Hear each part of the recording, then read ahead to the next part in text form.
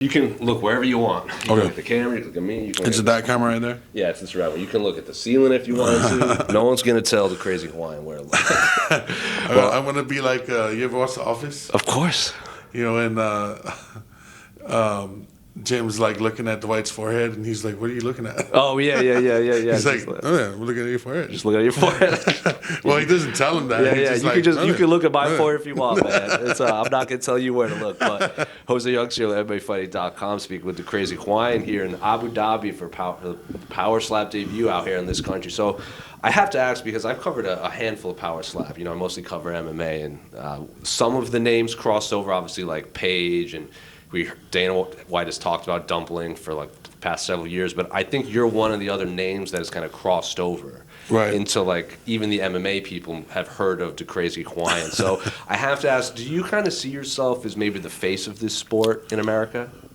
My mom always told me to be humble. Sure. You know, but if I have to, for this one question, not be humble, I am the face of this sport. Speak your truth, man. Yeah, I've done things that no other slap striker has done in this sport. Creating rules. Right. You know what I mean? Writing the rules, bringing in people, training people, and not even just, you know, trying to get praise or recognition. I just want the sport to look a certain way, you know, like a sport. Sure.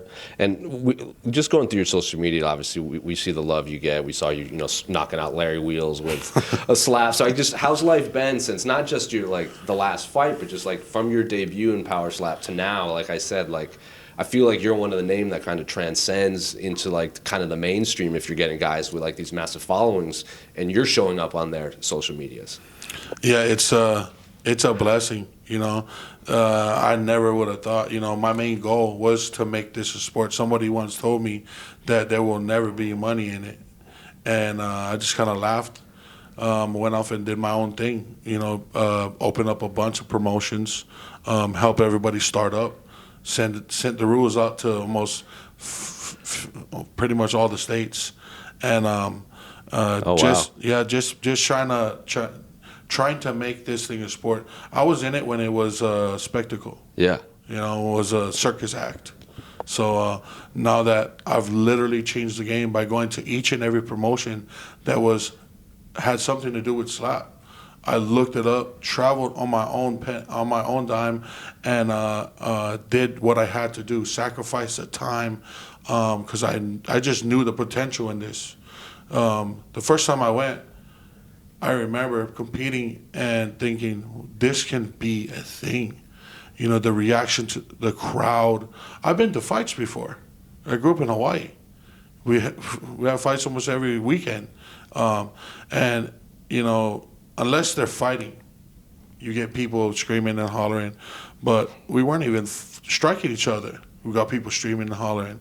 We were just in the middle of the rounds, people were going crazy. So it's a lot different.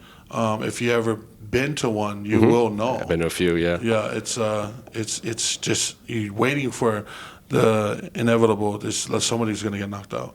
So I've been covering MMA for a long time now, and you know I've interviewed guys like John McCarthy, the referee who he helped establish the rules in MMA, and he's talked a lot about like the rules then to the rules now. And obviously, it was a work in progress, and there's still some things that can be fixed, but.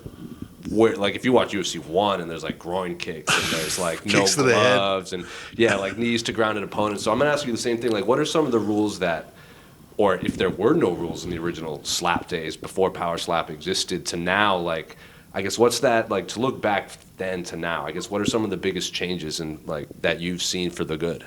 So I can say the whole rule about not moving your feet was solely my idea.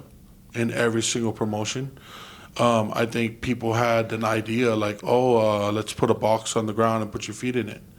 And it was, you know, horrible to see that a boxer with a hell of a lot of rotation in the feet can just split guys' heads open.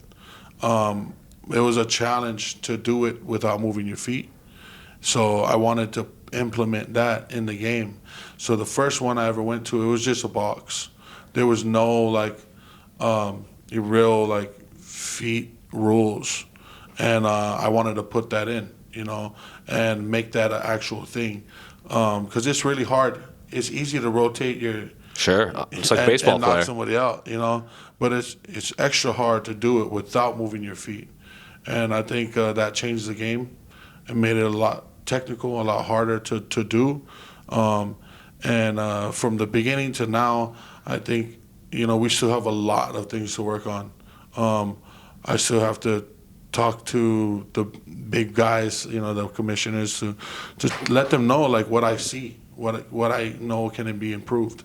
We're an infant right now, so we're just trying to be molded.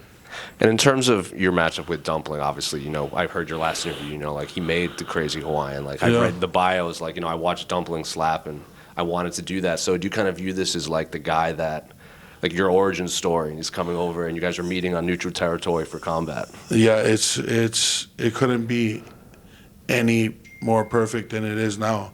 I saw this guy and I was cringed out by watching him when I first saw him, and I thought that he was a bully, and I just wanted to be the bully's bully, pretty much.